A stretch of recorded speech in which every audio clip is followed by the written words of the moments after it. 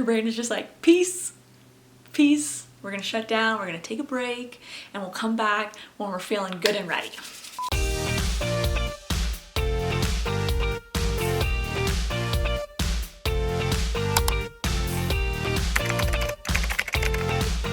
Hey everyone, it's Olivia and welcome back to my channel. I hope you guys are all doing amazing.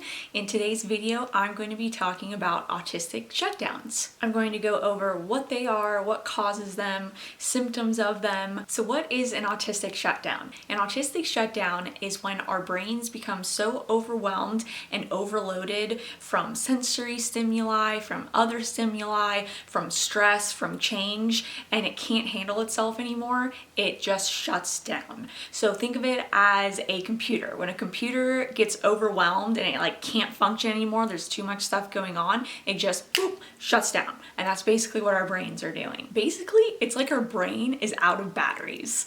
It's like, yeah, no, I'm out of batteries. I can't function anymore.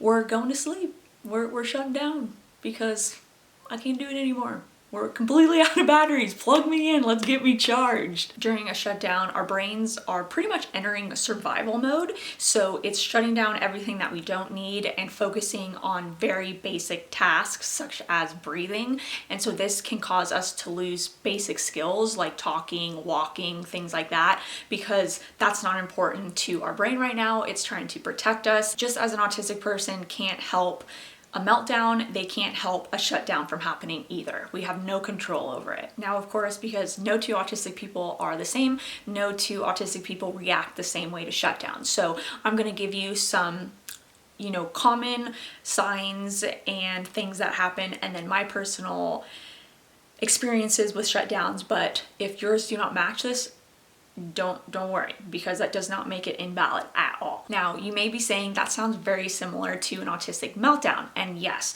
autistic meltdowns and shutdowns are very similar. They kind of have the same root cause of our brains becoming too overstimulated and needing to shut down.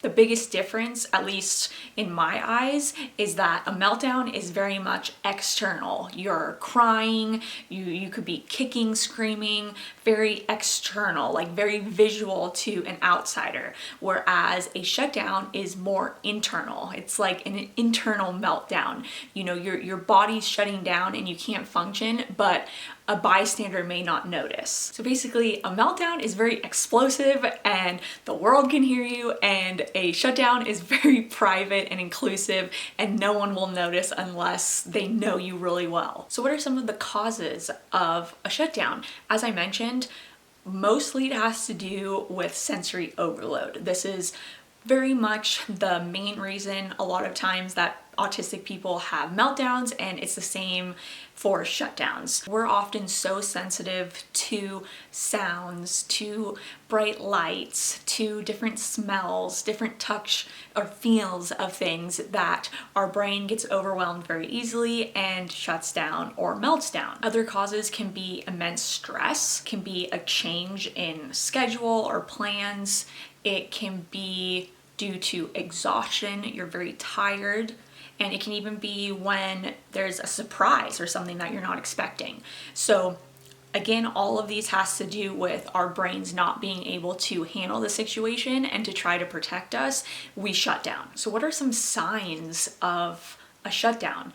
Probably the first sign is we kind of start becoming very quiet, probably not talking, probably not interacting with people. We can excuse ourselves and try to go be alone. If we can't excuse ourselves and be alone, we can oftentimes become unresponsive. And this is another thing that goes towards, we're only focused on basic function. So if somebody's talking to us, it's not really important for us to be talking back, and we can become mute and experience selective mutism in this state. A lot of times we have no awareness of the outside world. We're in our own world trying to survive, and we don't even pay attention or know, even if we tried, to what's going on around us. Another sign, as I previously mentioned, is a loss of skill, which kind of ties back to being unresponsive. We can feel complete exhaustion to where we have to go to sleep immediately. Another one that ties back to being unresponsive is